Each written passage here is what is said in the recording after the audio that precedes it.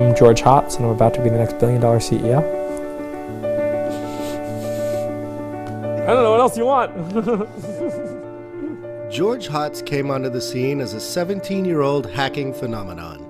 He was the first person to break open the iPhone and the first person to hack Sony's PlayStation. He spent a few years working odd jobs around Silicon Valley and competing in security competitions. Now, after 2 years in virtual hiding, he's come out to show the world what might be his greatest invention yet. Ladies and gentlemen, please welcome George. Tell us a little bit about the jailbreak on the iPhone, why you did it. All right, so look, a lot of people might say stuff like, I wanted to free people of Apple's bonds. That's a lofty way to describe things that media people like. It's not true. My girlfriend broke up with me. You know, we were going away to college, and I'm like, what am I going to do this summer? And, well, I hacked the iPhone, right? It's true. Whenever you hear lofty motivations, don't believe them.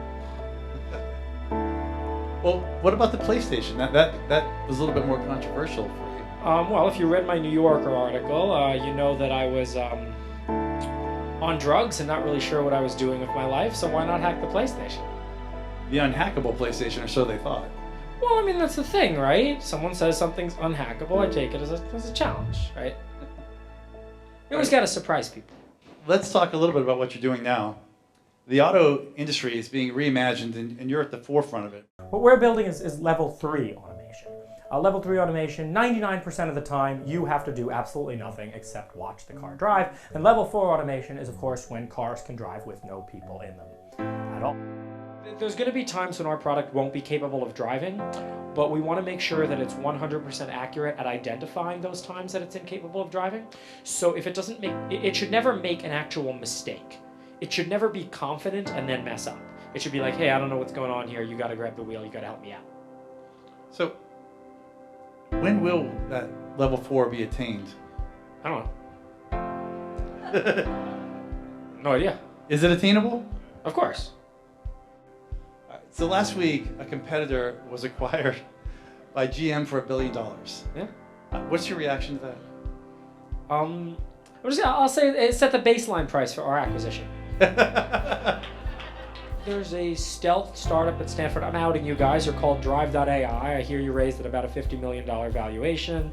I met the guy. Wouldn't even tell me the name of his company. Seriously, wouldn't tell me Drive.ai. I'm going to figure out they're doing cars. You know, I couldn't tell this from the paper you published 2 years ago. So there's them. Their competition, I guess.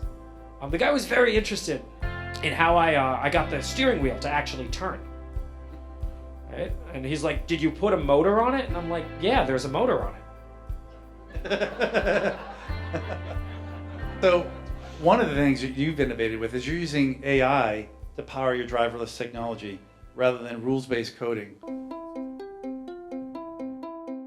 How do you teach a car to drive? Some people might think that what you do is you give it all these rules about driving. You tell it all these, if there's a car a little bit over there, you should give it a little bit of space. And, if there's and there's all these very rigid rules, like you should stay in the exact center of the lane. But this isn't how humans drive. This might be how humans think they drive, but it isn't how they actually drive. So how do humans learn to drive? Well, they watch other people drive. So there's a famous problem in computer vision, which is given a picture, how do you tell if this picture has a chair in it or not?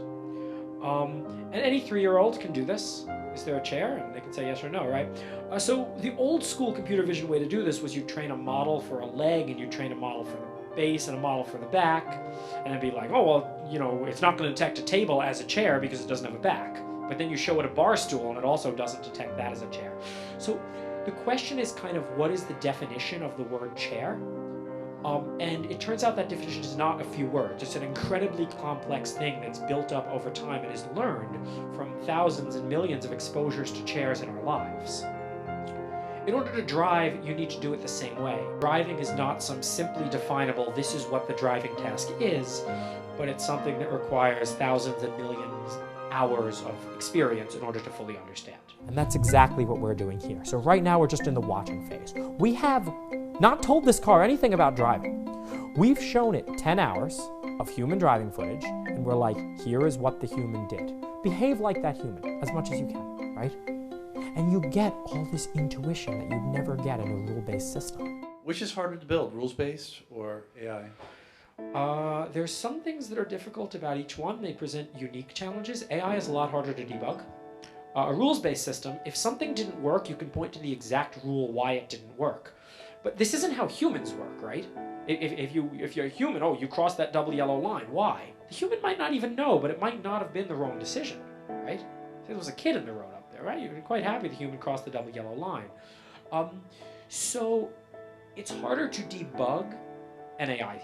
Why do you think Mobileye and Tesla and Elon Musk have gone down the rules-based method? Well, for different reasons. Mobileye is a 90s era company. They don't think about things in the the way of the future. You can watch the CTO give a presentation at CES this year, and they don't get it.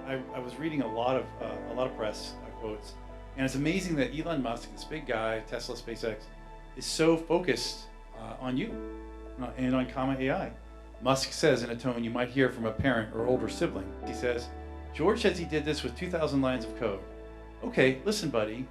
2,000 lines of code does not cover the 8 billion corner cases of Earth. The world is a complicated and messy place. 2,000 lines of code ain't gonna cover it. Well, right there, okay, so right there Elon showed that he doesn't exactly understand what these AI systems are. It's not about having lots of lines of code. We trained on 100 hours of driving data, right? And that 100 hours of driving data is condensed down to a model. Our current model is 4 megabytes. So it's 2,000 lines of code and then a 4 megabyte opaque block, which in some ways is code as well. To fully solve driving is in some ways to solve human intelligence. In order to be able to, so what you want to do to really drive safely is predict what every driver around you is going to do, but a lot of those cars are operated by humans. Predicting is the same thing as, in some ways, being. If you could predict where Garry Kasparov would move in chess, you could be just as good of a chess player as him. So it's certainly not even close to done. It's going to be a long journey forward, but like I've said before, the mission at comma.ai is to replace everyone's jobs. Right, and we start with transportation because it's the largest employment sector. But yeah, go down the list. So if you are successful at eliminating all those jobs in the transportation sector, what happens to those people? That's a political problem. I'm a technical guy. That's a political problem? Yeah. It's a social problem. I don't know anything about that. You should. Well, I mean... No, you should. It's not a debate. You should. I build technology. Whether technology is a good thing or not, it's somewhat inevitable. Was the loom a bad thing? Was the Industrial Revolution a bad thing? Maybe. Standard VC question about scale, but GM buys Cruise. They have lots of trust. Yeah. Elon has Tesla, lots of trust. You're clearly beautiful mind, amazing space. Cruise has lots of trust. Well, they hit a Prius. GM does. Oh, yes. So, they, $10, $50 million cars a year. So how do you build distribution? If distribution is actually on trust, how do you build that? There it is. Come on. Stop, slow down, don't hit me. Good car. So our systems, by the way, are never going to override the human driver. You are capable at all times of grabbing the wheel, hitting the brakes, hitting the gas, and the car will respond and our system will disengage right away. We're not trying to override people. So the way we get people to trust us is slowly. Put the system in your car. Turn it on for a minute.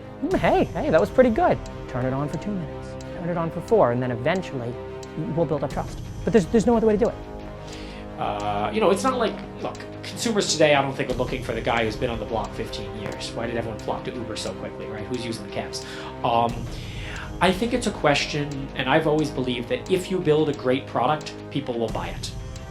Marketing is for people who don't have a great product. If we have a great product and people know about it, they'll buy it, right? I mean, people don't know about it, that's a different thing, but press is easy, right? You get press, you have a great product. People will buy it, and like I say, with trust, I mean, put it in your car. It's not taking the steering wheel away from you. At any time, you could reach out, you could take control back of that car if you don't like what it's doing, right? This thing is your assistant. It's not Google who takes the steering wheel out of the car. You build up trust slowly, but it's a low trust investment to say, You can hold on to the steering wheel while it's driving if you really want. Reinventing the wheel. I'm not big on like cloud apps and those kind of things. I think that was kind of the unicorns of yesterday. The new Silicon Valley is drones, virtual reality, artificial intelligence, self-driving cars, cool stuff. Thank you so much. Join me in welcoming George, and thank you.